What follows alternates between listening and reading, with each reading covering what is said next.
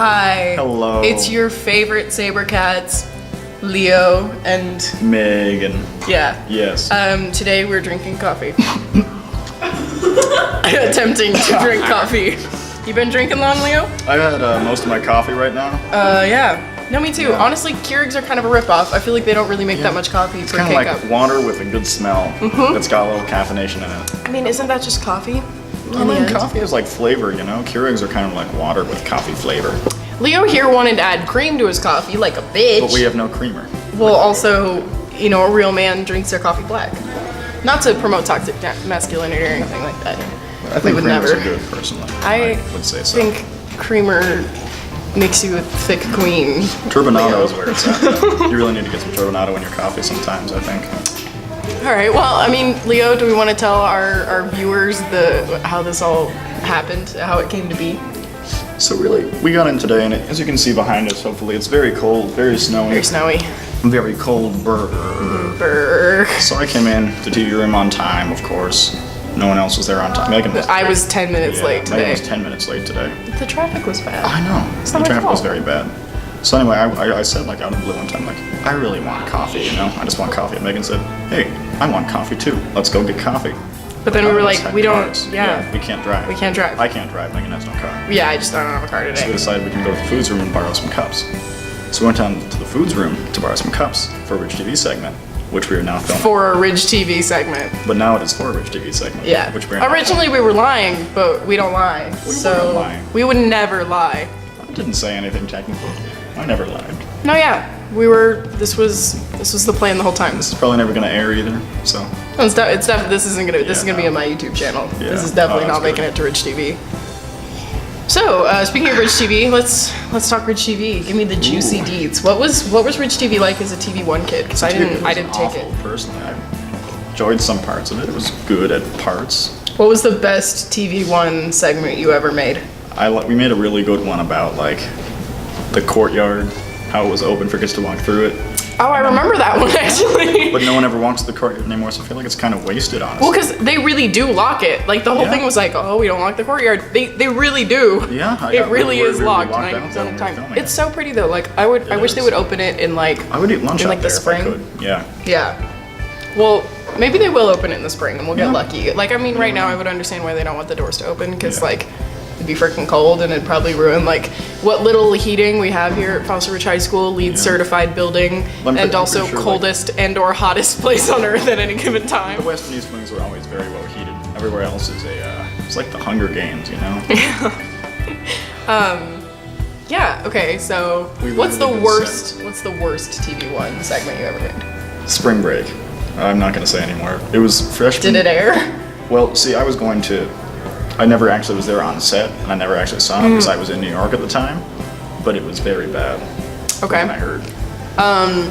Yeah. Okay. TV2. What was the best like from this year's TV2 class? This year's TV2 class. Well, I've only done 2 films so far. One of them was kind of like a joke between a bunch of friends, but we actually ended up making it look good. It was like a 3-day Sparrows. production, yeah. Yeah. Get ready for Sparrows. It's gonna be great. And then I made one just 2 days ago at a movie theater late at night. Megan was there, a lot of people were there. It's good. It really looks good. Yeah, there's a rough cut that got Yeah. completed today. I'm excited You know, to see horror it. movies look really. It's a horror movie. They look really dumb without music. Yeah. I'll say it. It was really dumb. Once we get music though, it'll be kind of Once we get music, it'll be hopefully. Shout out to scary. Carson Reed. Carson Reed. He's up there in the sky watching the rest. Rest in peace, Arkansas. Reed. I miss you, Carson. Miss you. But it's okay.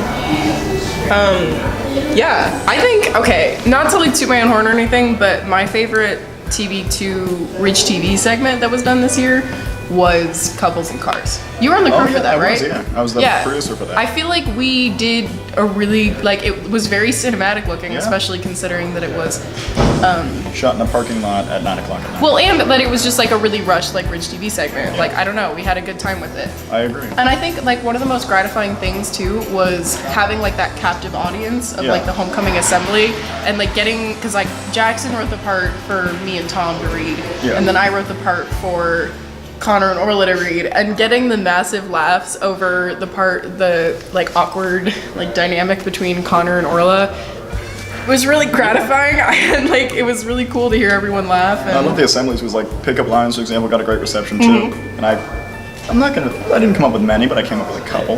yeah, I mean, I Googled a couple before the con. It's always a good time I like when usually people that don't reach TV is like not captivating to people in classrooms, I feel like sometimes. Like there's not a Even lot of though it can be- respect for it, yeah. But in the homecoming assembly, I feel like it always gets a great reaction because everybody's there, they're watching, they feel like, we feel a little bit like a gratitude. It feels like, it's really cool just to see it like play for the entire school and for them to see the work that we have done like over this year. especially since it's so easy to look over the work that we do for the rest of the assembly, like as far as like all of the setup for the assembly goes, and like the Yeah. running and the broadcasting and all Like, that. I Like it's so produced two easy to assemblies not. like at the school, and no one knows like what that even means outside of TV. Yeah. So I think it's a really cool thing that we do. It's my favorite part of TV, I think, running live events. But it's one that not like anyone knows about really. Yeah. I think it's kind of cool. Well, and I made sure to stress that too. Like, I don't know, if you're watching this and you're coming to Fossil Ridge and you're like, what should I do? Where should I find my people? Ridge TV is where you Ridge should do TV. I don't know. I kept pushing like the live events because, like, I mean, you really do try everything. Yeah. It's not like you So- have to choose whether you do. You can always make short live films on your own. broadcasting. You can do projects and classes, but working on assemblies is a great feeling. If you've ever done like tech theater or anything like that, it's a similar feeling, but there's a lot less like stress for me, and it's a lot. Because like, it's one day, yeah. like. It's a bigger scale. It's not that big of a time commitment, and it's just a really cool feeling. Everyone's involved. You get to work with other groups in the school. It's a great time. Yeah. I think the thing that really helped me from like working on live events is I do a lot of like leadership positions and stuff like that, but I tend to also be, you know, like a lot of the types of kids who become like leaders and stuff are also like micromanagers. Yeah.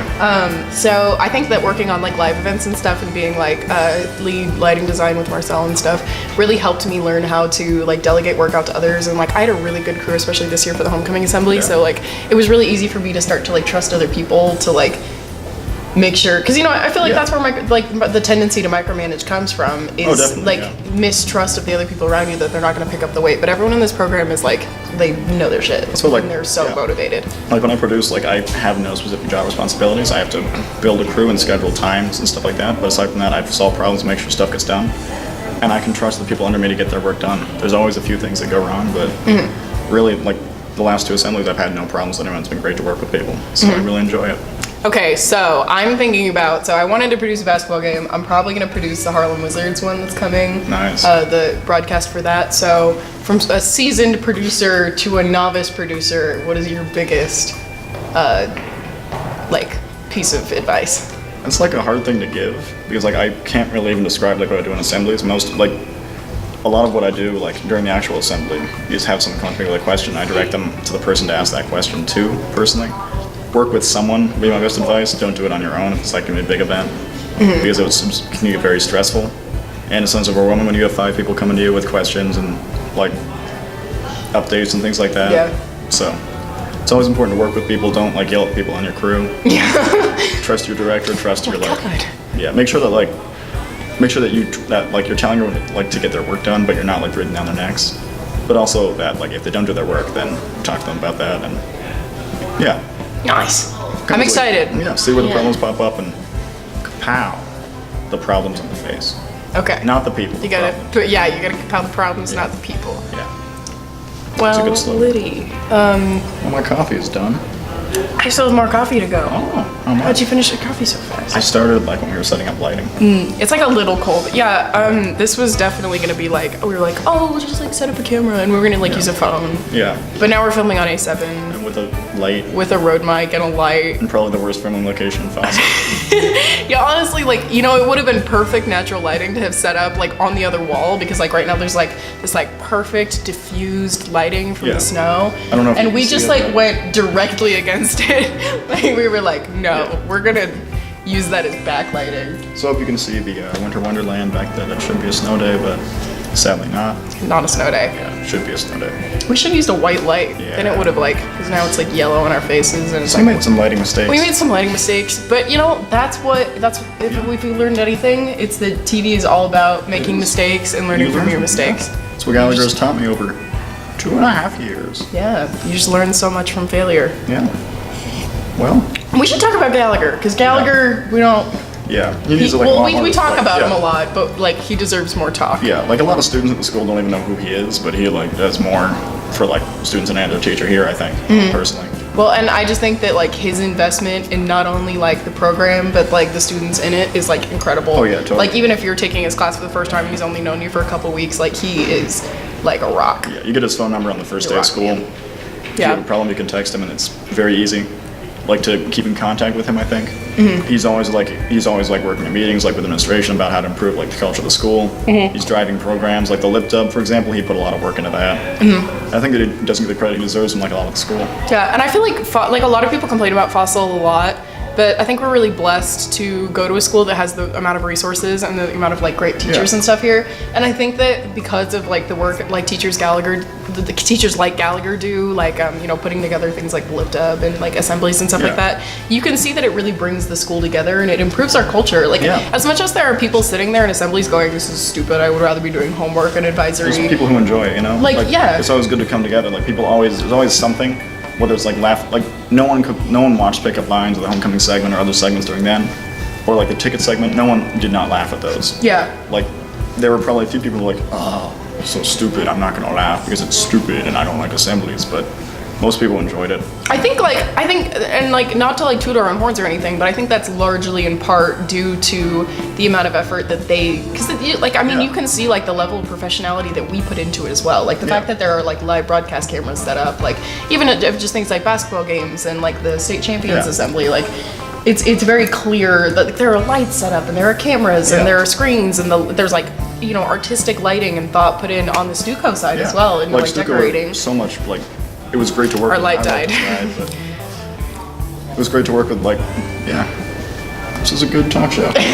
Yeah, I guess we have to. Can't really have continue to. dead light, but it's good to talk to you guys. Yeah, I don't know who you guys are. I hope you enjoyed our. It ended up being about TV. That was That good. was kind of cool. I enjoyed it. Yeah. My coffee's done. I'm gonna gulp this. We can wash them and return the cups. Oh. This was a good time. I hope you enjoy watching it whenever it airs. Thank you guys so much. All right, bye. Goodbye. High five.